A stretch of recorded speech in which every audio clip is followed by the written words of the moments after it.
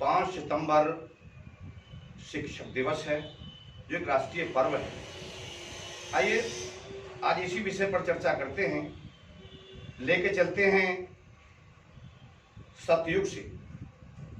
सत्यवादी राजा हरिश्चंद्र के घराने में जो शिक्षा और संस्कार मिलती थी, उनका नाम गुरु वशिष्ठ के नाम से जाना जाता है।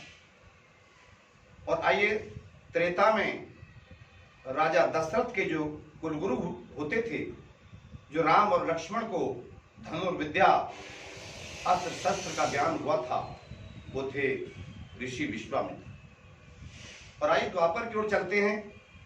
द्वापर में जो पांडवों के कुलगुरु थे वो कृपाचार्य थे, और जो पांडवों और कौरवों को अस्त्र शस्त्र और धनुर्विद्या की शिक्षा देने वाले थे वो थे आचार्य द्रोण यानी गुरु द्रोणाचार्य जी। अब सवाल आता है कि श्री कृष्ण के गुरु कौन थे? तो श्री कृष्ण के गुरु थे गुरु संदीपन, जो सुदामा और श्री कृष्ण दोनों के ही गुरु थे। और गुरु एक बहुत उत्तम दर्जा है, बहुत उत्तम स्थान है।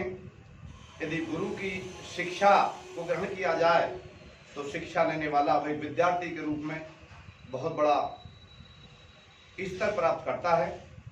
लेकिन कभी कभी गुरु को भी अपने कुछ प्रिय शिष्य होते हैं, जैसा कि जिक्र आता है कि आचार्य द्रोण को गुरु मानकर एकलव्य ने एक मूर्ति बनाकर अस्त्र शस्त्र विद्या का, धनुर्विद्या का ज्ञान प्राप्त किया। और एक रोज जब एक कुत्ता अचानक भौंक रहा था और जब एकलव्य को बुरा लगा तो एकलव्य ने बाणों से उसके मुंह को बींध दिया, यानी चोट नहीं आई लेकिन उसका भौंकना बंद हो गया। जब उस कुत्ते को आचार्य द्रोण ने देखा, क्योंकि उन बच्चों को सिखा रहे थे, बोले ये कौन है?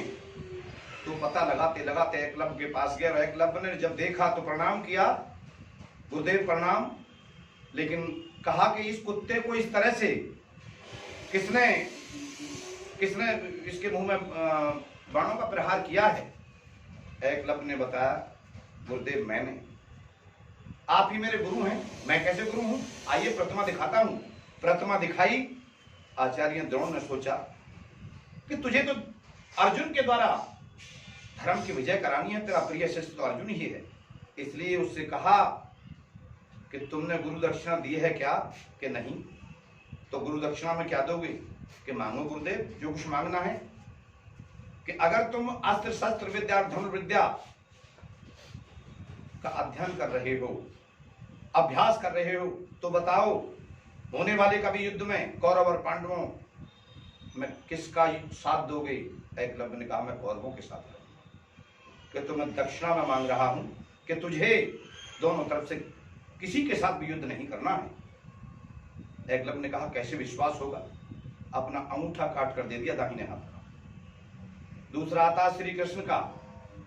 श्री कृष्ण भी चाहते थे कि महाभारत में पांडवों की विजय हो, लेकिन उधर शेषनाग के दिए हुए 3 बाण जो बबरीक के पास थे, जो भीम का पौत्र था, घटोत्कच का पुत्र था, जब उससे पूछा गया, जब महाभारत का युद्ध शुरू होने वाला है, और जब उससे पूछा गया कि तुम कहां जा रहे हो? युद्ध देखने जा रहा हूं। श्री कृष्ण का भेष बदला हुआ है। उसने कहा, युद्ध देखने जा रहे हो तो ये तरकश में तीर ये क्या है? बबरीक ने कहा, ऐसा भी हो सकता है मुझे युद्ध करना पड़े। तो किसकी तरफ से युद्ध करोगे?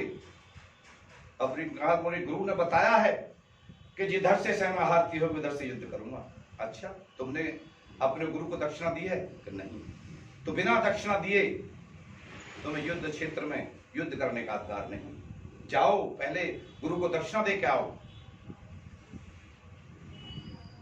बबरीक गया और श्री कृष्ण ने माया जाल रचाकर ऐसा ही रूप बना लिया जैसा कि उनके गुरु का रूप था। और फिर दान में उनका शीश मांग लिया।